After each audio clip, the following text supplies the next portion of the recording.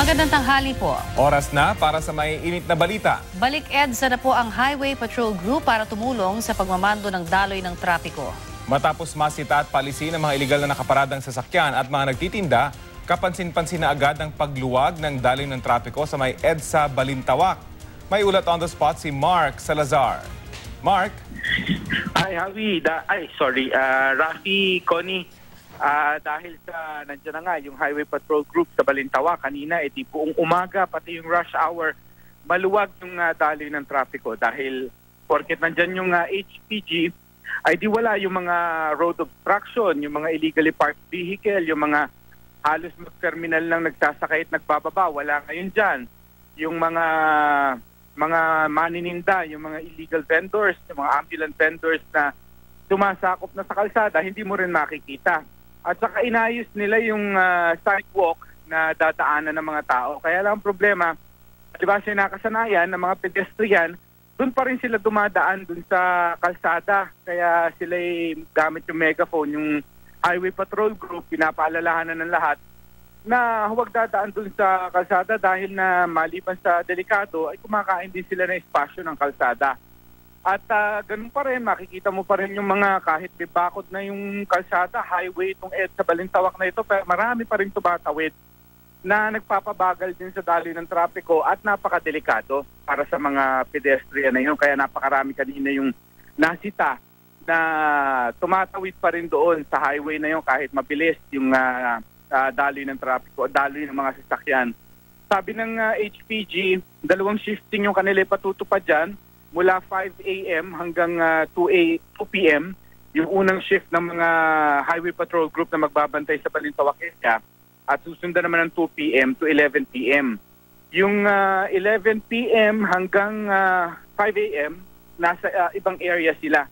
Ito pa man din yung mga oras na babaan ng mga goods galing sa norte na nagpapatraffic. Pero ang sabi ni Senior Superintendent Norberto Babagay, iikot-ikutan na lamang nila sapagkat meron din silang ibang assignment sa mga oras na yon. Rafi? Mark, gagawan din daw ba nila ng paraan yung U-turn slot malapit dyan? Kasi sinasabi nga kapag rush hour, ayun din yung nagiging dahilan ng pagsisikip ng daloy ng mga sasakyan pag umaga at saka gabi. May malapit na U-turn slot daw dyan na Mark. Oo.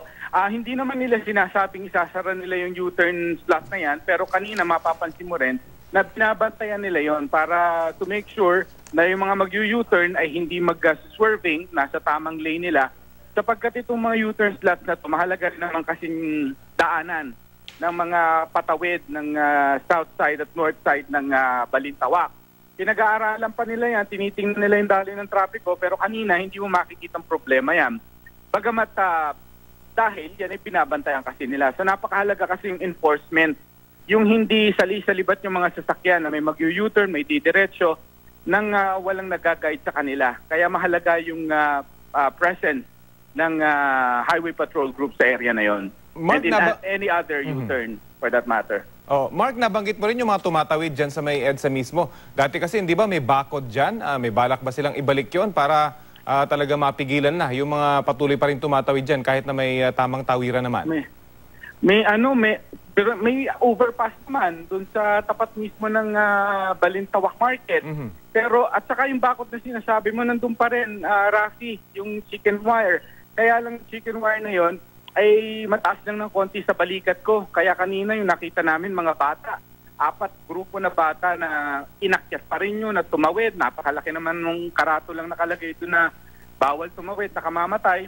Pero ganun pa rin dahil nakasanayan. So HPG wala na lang nagawa kundi alalayan sila. Stop yung buong traffic ng southbound para makatawid yung mga bata. Imaginein mo kung wala yung mga pulis. Tapos ginagawa nila yun, pakikipagsapalaran na yun. Mahalaga yung kanilang yung kaligtasan. At pangalawa ay yung daloy ng trapiko na bumabagal sa area na yun dahil sa dami ng mga tumatawid. Mark, kumusta daw yung pakikipagtulungan ng mga tauhan ng barangay dyan sa lugar na yan? Well, yung kaninang makikita mo rito, puro lamang Highway Patrol Group. In fact, kanina, simula 5 a.m. hanggang patanghali na ito, ay wala nga kahit MMDA. So talaga mga Highway Patrol Group, may mga mobile sila na nakaparada rito.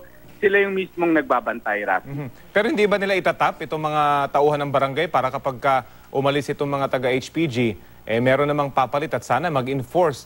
Nabanggit mo nga, enforcement talaga yung problema dyan sa area na yan. Actually, ang in charge daw talaga rito na pagdating sa trapiko, MMDA. Supposedly, itong HPG ay assistance lamang to MMDA kasi ang MMDA talaga ang primary agency na naka-assign sa Metro Manila pero specifically in Balintawak, talagang MMDA. Pero kanina hindi mo makikita yung MMDA dahil Highway Patrol Group yung mga nakapwesto. Pero sa parang augmentation capacity lamang sila, Rafi. So finally, yung Mark, you don't see them. Finally, Mark, lumalabas sa HPG lang natatakot yung mga tao dyan para umayos si ika nga, yung lagay ng trapiko dyan sa lugar at yung pagsunod nila sa batas trapiko. Sabi ko nga tinanong ko yung kay Colonel Babagay, sabi ko, bakit kayo, pagka kayo sumusunod, ano ba ang estilo nyo? Sabi niya, actually hindi naman daw, sabi niya, hindi kami naninikit. Hindi nga kami naninikit, nakikiusap lang kami Pero sabi ko, baka dahil makikisig kayo, naka-neo, full, yung mga damit nila talaga, maayos, makikisig yung mga itsura nila. At may baril, Mark. May baril, sabi ni Colonel Babagay. Kapag meron akong naka-detail dito at hindi kompleto yung uniform, ko tinatakot ko, i-assign ko doon sa basurahan, sa mabahong basurahan sa likod ng market. Kaya makikisig. So, ang point niya, Rafi, talagang malaki ring bagay yung karespeto, makikisig yung haharap sa'yo. Hindi naman ibig sabihin na maglalabas ka ng barel o hindi naman ibig sabihin naninikit ka o ikaw nang i-intimidate.